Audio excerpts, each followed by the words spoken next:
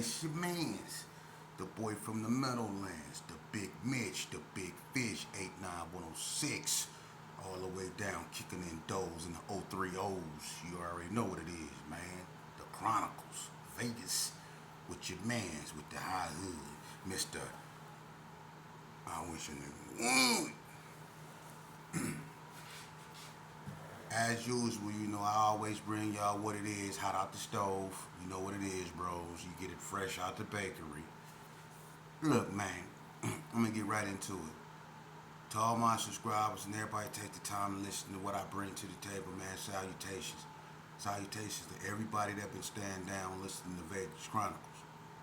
What a lot of y'all don't know, a reason y'all don't know about Vegas history like that is because they really kept it out the limelight, man. They didn't want y'all to know what was going on the other side of that strip. They let us kill each other off, and then when they got through letting us kill each other off to the point to where they said, well, we can go in and sweep the rest of them up. The feds came in and basically neutralized everything. Now you got a bunch of Fruit Loops running around here and claiming this and claiming that, and just moved out here from Baltimore some goddamn well. So Vegas is nothing, nowhere near what it was. It's wiped out. We killed ourselves off, and the ones that's not dead, they're in the penitentiary. Or like I said, they up there at Bell's looking like Chipwhack, telling everybody they from Madison Terrace, Peru. But when I, God willing, He allowed me to stay here long enough to do this. If I shall leave tomorrow, I feel my job is done because I left enough work for y'all to work with, for the youngsters to save them. And I'm gonna continue, because that's what this is about. Now moving on. I ignore the hate, and I know people out there, they talking behind my back. That's all they gonna do. Talk behind my back. You've been doing that my whole life. Y'all kill me with you so quick to tell me what I'm doing. But when I was out there putting in work back in the days, and I was one of the only ones really pushing the line like that, while y'all was so busy running around looking for your next sherm stick or trying to keep your curl dead and all that old weird stuff, when I was really out there with sherm stick burns in my goddamn dickies and blood stains and stuff all on my motherfucking tennis shoes and stuff, and I'm out there with a 357 and 2 bullets because I got to get other homie 2 bullets because we out here really using these goddamn tools. Y'all wasn't doing that. And then the cold thing about it is when I really got caught up like that, when I couldn't get away with that and everybody knew I did something, look how many of y'all shut the door in my goddamn face, huh? It wasn't no K-Love, no K-Down, none of that. It was sheep. My mama don't want me hanging with you, homie. It was all of a sudden we started listening to our mamas and stuff like that when I put in that real work. See, I don't get into that though, but y'all so quick to talk about me because I don't want nothing to do with that fake ass shit. It's fake. I was one of the hardest ones come up out of there, man, hands down. My record speak for itself, and I still got my PSI report, and I put mine next to anybody. Anybody. My juvenile record worse than half of you cats' adult records, and you know that. I was putting in that real work. That work that had y'all shutting up around here, huh? That work that had y'all pointing me out, huh? That work that had y'all saying, he crazy. Remember that? He crazy. Sheepdog, you crazy. You remember all that? Pom-pom and a nigga and all that old stuff. Y'all was cheerleading when I was putting in work. Now that I'm doing something right, and I know I'm doing something right, because y'all ain't cheerleading no more. Y'all mad because I'm doing something right. I'm telling these youngsters the truth. These youngsters ain't, let me explain something to you. I don't care what they do or how bad they seem. They want to be helped. These youngsters don't want to be doing what they doing. You talk to one of these youngsters by themselves and you chop it up with them, man, and you actually listen to them. It just take the right type of person. And a bunch of you dudes, they see right through y'all, man. They not stupid. They might act stupid, but these youngsters is not stupid. And a lot of y'all that want to be somebody, they see through you, man. And I'm not saying I'm the savior. I'm saying they see through a lot of you dudes. You like flat soda, uncarbonated. They see through you dudes, man. You uncarbonated. It take a special type of dude to get these youngsters' attention, and I promise you, they want to be helped. It's just the right people ain't trying to help them, man. These youngsters don't want to be out here killing each other. They don't want to be out here doing this stuff. They really don't. A lot of them want to make music. A lot of them really want to dance. Some of them want to sing. Some of them think they can act and probably can. But it take a certain type of person to be able to talk to them, man. Alright? So be mad at me. That means I'm doing something right. When y'all wasn't mad at me, I was always doing wrong. So if that's the case, stay mad at me. Y'all ain't never ran me, told me what to do, or can't tell me what to do, or run me. Period. Vegas Chronicles. Now listen. Excuse me. It's just when people try to dictate my program, I don't like that. You couldn't dictate my program in prison. You ain't gonna dictate my program out here. You could never dictate my program. I don't take orders, man. I don't care about people being mad. I ain't talking about y'all. I don't give a damn about y'all because y'all wasn't doing nothing. You wasn't doing nothing. You wasn't doing nothing, man. It's retired yellow jackets and all that. They wasn't doing nothing. Gross misdemeanor ass, child support ass motherfucker. Going to jail for you a habitual child support offender. The hell up out of here. You got the audacity to open your mouth about something I'm doing. Gross misdemeanor ass. You think because you did a year in the county, you're reputable. Because you and a Mexican got into it through the doors, because y'all was cussing each other out through the doors. You think that make you a reputable. You think they make you a reputable because Metro actually put you in the car and took you to jail. Because you actually got fingerprint. Or you got you a 5-star general because they fingerprinted you. Man, Metro got my fingerprints. I know I'm with the function. Get the fuck out of here. Every fight you won was on a controversial split decision with your baby mama. Controversial split decision against your baby mama. Them the only fights you won. And if I feel some type of way, then I'm talking to you. Now moving on, Vegas Chronicles.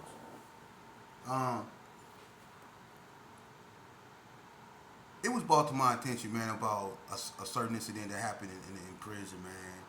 I want to touch on that a little bit. You know,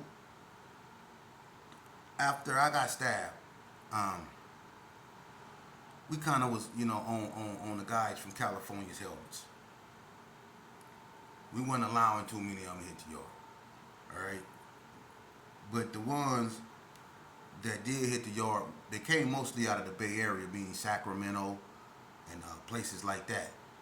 And the ones that was on the yard that we didn't do nothing to, like the ones that was really up out of Reno per se, like Gigi, Roderick, Monster, and all them, they claim 11-8 East Coast Crip, but they based in Reno. And I've been knowing Gigi and Roscoe and their brother Roderick since we was in Elko back in the 80s. So I don't know when and where they had the time to go out there to 11-8 and be what they was. But I know them dudes from being from Reno, from juvenile system to prison.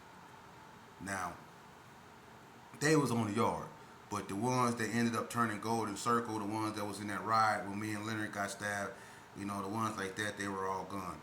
But, what ended up happening was, okay, Dan Loke from Donna Street came up there. All right? And it was already tense. The 60s was swelling up because they saw Modi, Romeo, Chucko, Mad Meech, Sid Mac, OG Roro, Lanai was up there, Dino. It was a bunch of 60s, man. A bunch of them. And the 60s was basically just six, so they rolling. They wasn't with no cars. It was just 60 Crip with them. They always been like that. But then, when Dan Lowe came up there, see, something happened in Indian Springs with him and Face. All right? So we didn't know what was going on, but something happened between him and Face, and something with the Gershons and the Donna Streets happened in Indian Springs. So when Dan Lowe came to the yard, Lil Bread got at him. I've been knowing Dan Lowe, since Donald Forum, Danny Clark and Donald Clark. I've been knowing them all my life from Elko, so I couldn't let Lil Bread get him. So I was like, no, stall him out, even though we was tripping, and he probably wouldn't did me that type of favor if he had the upper hand because of what I was in prison for. But me being who I am, and I honor, to me, if you cool with me, you gonna be cool with me till you show me we ain't cool. And I'm pretty sure the people feel the same way, but I couldn't let them do Dan Loke like that. But Dan Loke, Dan arrogant, and Dan think he's crippin', Dan arrogant. So Dan Loke ended up getting into it with the Bloods. All right, he threw some hot water on K Loco them. K Loco from Six Deuce Brims and all that. He threw some hot water on him. The next day they ended up stabbing Dan Loke. Right, they stabbed him right in front of Don Juan, his brother. He was screaming his name when they stabbed him. And they stabbed him, and the boy Frank Nitty stabbed him. Remember Nitty had the knives taped to his hands? And Nitty stabbed him right there on the side of Unit 3. He stabbed Dan Loke in the stomach, right?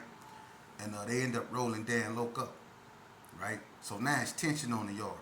The 60s didn't get involved because, like Meech said, it's rolling with them, right? Well, Baby J, he from California. But see, to me, he a fraud.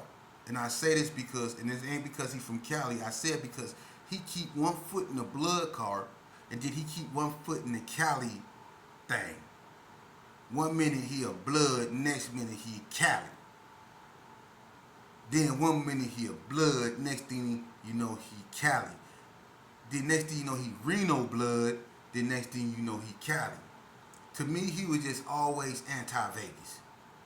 So he decided to push up on the 60s with the Bloods. They decided they was going to try to run the 60s off the yard. And he went to Meech with that madness, so he almost lost his life. Meech went to Gangsta, told Gangsta, just watch my homeboys and let me take care of this cat right here, because he must don't know who I am. And Gangsta went over there and smoothed that out between them. But Meech was finna kill Baby J. Alright? Now it's tension between the Crips and the yard. And it was just a war. So the Bloods and the Gerson is like, kind of like, but we not tripping with the 60s though. But it's like the other ones. Because when Dan Look got hit, they felt some kind of way. The ones that was on the yard. So unbeknownst to us is that they decided one day, because Egypt came, One Way came, a bunch of dudes from the north came. And the boy Ant Dog from East Coast Crip, Monster from 11-8 East Coast Crip, all them was on the yard. Bunch of Reno boys, right? They decided they was going to come together. The Cali cop, the Northtown cop, and the Reno Cali cop came together. And when they came together, the North, Reno, remember I told y'all Reno chose sides? Remember I told y'all Reno chose sides in my video? They did. On this day, they chose sides. Okay? They were so deep that they outnumbered the Gersons and the Bloods put together. That's how many of them it was. They outnumbered the Gersons and the Bloods put together when they all came together. So what happened was Kurt and Trip Mac and Boo, Eugene Wings. That crazy. That boy Boo crazy. Boo had on some lugs, them lug boots. Boo out there throwing karate kicks, roundhouses, all kind, and he was chasing somebody with them bench bars. Boo had a big bench bar. He was chasing somebody with a bench bar. Then who was that he hit in the head with that weight belt though? Ooh, the buck with a weight belt. Remember that? Boo slapped that boy in the head with the Walmart. Listen, it was so bad. Look, because instead of letting the Cali boys and the Vegas boys and the Reno boys group up and take flight, the Vegas cop peeped game. you know. And I was talking to an individual that had something to do with that the other night. He was like, man, you remember when I said, hey, if they take it to us, we done. We better holler at their ass right now before they. And if it don't be for him making that call, he ain't lying. We get crushed because we don't know that we never in a million years would imagine that the North would have clicked up like that with Reno and the Cali boys to go against Vegas. You know, which was the Bloods and the Gerson. We didn't think that they would do that, but they was in their feelings behind what happened to Dan Lowe. You know what I mean? So Egypt them decided to do that. And so what happened was, you know, when they were supposed to do what they were supposed to do, it never got to that because when they like locked down early, like that day when everybody had to go to their units, that's when everybody made their moves and started cleaning house. Yeah, it started jumping. So people that was like on the way, pal, that was like staying to the last till they go recall, people you got. People were strategically in places to hit, you know, so they couldn't form nothing. And people found themselves in some mess. One way from White Street got his throat cut. Pee Wee cut his throat. Pee Wee was walking around there with a Bible. Straight Christian, had the cross on his neck.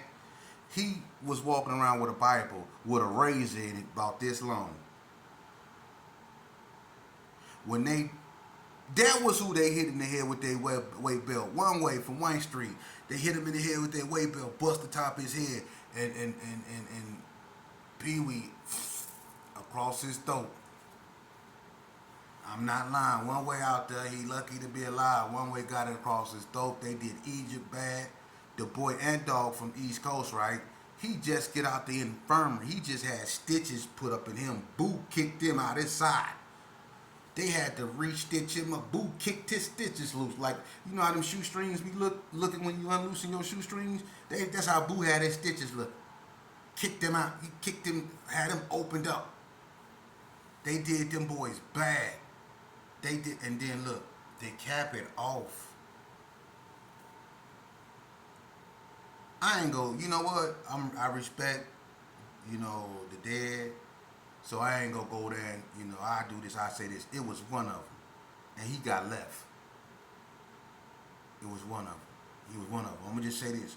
It was one of them. He got left. And everybody remember this in sick ass incident. The one, okay, when they went up in a day room, right?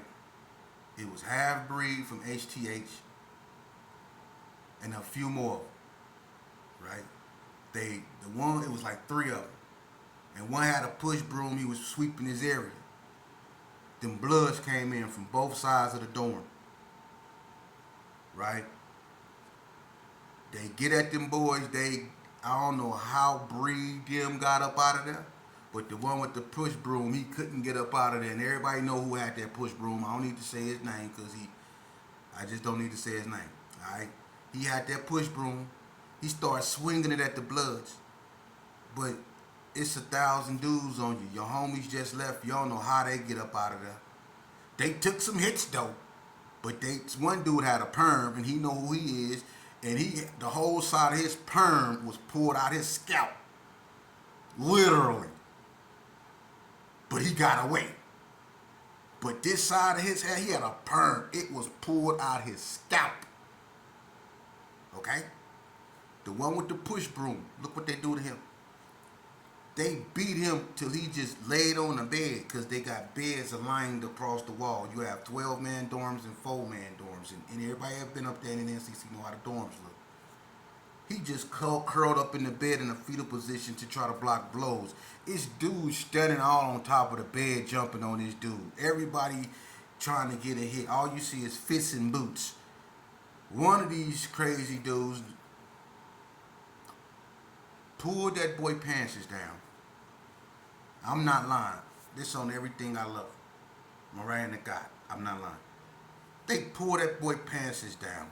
Pulled his pants down. Right? They was whooping him. It's 1,000 dudes. That push broom he was swinging, they unscrewed it and they stuck it up in that boy. They had to send that boy to the hospital. I told the individual, he know I did. I told the individual to his face that did that when he stuck that in that boy. I say, man, I don't know what I say. Look, out of all the stuff we did, and it was bad all the way around. But I told him, I say, and I told him just like this. I say that nigga go kill you. I say if he ever see you, that nigga go kill you. Out of everything that everybody did to him on that bed, he go remember you, and he go kill you. I told him just like that. I said, boy, cause they stuck that thing in that boy. That sent that boy to the hospital, everything. That boy went to the hole with a cold limp. I'm keeping it real. That's how bad it was. For real. But that's prison life. I was freshly stabbed, from something that just happened in prior year. And then after that, we get into the ride with the white boys, which was gruesome. My thing is this. My message, don't be to glorify what I've been through, is to show you how bloody situations you can get.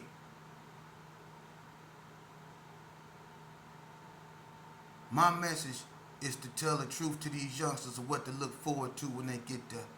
If you got a taste for blood, brother, you gonna have your feel. But I must warn you, it's not gonna always go your way.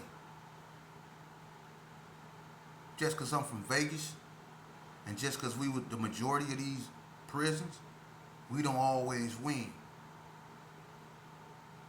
Case in point, we don't always win. Just because dudes is from Cali, that don't mean they punks, and that don't mean that you just go push up on them. And if they got a car, that don't mean you finna run them off the yard if something go down. You just gonna have to show them what you know. And there's been plenty of times when we done got into it with the Cali boys and it didn't go our way. It just didn't. And it's been a bunch of times it didn't go their way. It's all nonsense. It's like that with the Mexicans.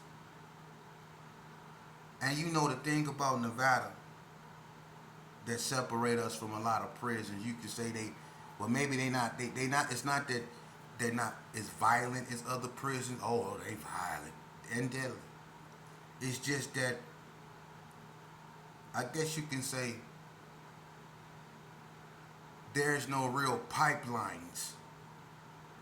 No people that's really like backing a certain particular car in prison. Like in Cali, the Mexican mob and the Serenos or whatever, the Canale or whatever. Out here ain't none of that, man. And if it is, it just got here. But it ain't none of that out here, man. Ain't nobody pushing nobody car like that and reinforcing it to where they can be just so dominant on every yard that, they move in unison. Like, it's not like that out here, man. Everybody hit for whatever they hit for, and people share the wealth. You got the money, you got the product. That's how it is out here, man. Don't nobody monopolize nothing. Can't nobody say we went to Vegas and we ran woo woo woo. Not in our systems. You didn't went probably to Naked City or to what's that other Sierra Vista or somewhere on Boulder and took over. Yeah. Honestly, I don't know nothing about them areas. And people like me don't know nothing about them areas. Because when we come up, it was pedal to the metal, and we was doing what we was doing on 8910630 side, man. I don't know nothing about all the outskirts and stuff like that. That came after us. We was already on our way when all that stuff started popping up, because like the Pueblos and Dogtown and all that, man, that I don't know nothing about that. I don't know none about that. Henderson Halls and stuff like. I know Norman Bates from Henderson Hall. I know Nightmare from Henderson Hall, but Henderson Halls I don't know what that is. So you ain't gonna probably never hear me speak on them. I know more about remember the posers, them white boys. Remember the posers? I know more about the posers or Flipside Pinoy than I know about that stuff over there. Not saying that it's relevant. It just wasn't in my day. It wasn't. I don't know nothing about that. And what I'm gonna also start doing on Vegas Chronicles is talking about female hand guides. They don't get enough credit. I'm gonna start talking about the female hand guides, the Tanya Washingtons, the Girl Bugs, the Felicia Days, the Romanettas, the Felicia Howes, the Dana Danes, the Bridget Mingos, the Dorothy Anns, the Rochelle and Michelles, the DKs, the K Rocks, even J Rock's sister, rest in peace, Lil Halisa, Big Vanna, Mary Jane, all them, you know what I mean? I'm gonna start talking about all them, and it's a lot of hand goddesses out here, the Lil Rabs, you know what I'm saying, the Pocahontases, there's so many hand goddesses out here, it's crazy. It's crazy, man. The Ayanas, the Briannas, all the hand goddesses out here. I'm gonna get into that because there's a lot of women out here that got to get their flowers. Cause there's a lot of you dudes that still got heel prints, fist prints, and all that from them broads out here that you had to find out the hard way about. So I'm gonna start getting up to the female hand goddesses, and we go keep it moving, man. And I'm gonna get to more stories, and y'all just stay down. And we got a lot more to go, man. Vegas Chronicles, man. You already know, bro. Shout out to Abdul up over there and Kim folks, man. You got a lot of history. I want to dialogue with you, man. You, my Brandon. I want to get Vato on here, man, too, man, because Vato a success story that need to be brought up too, man. Salute to you, brothers, man. You good brothers, you youngsters out there that's doing the right thing. Continue to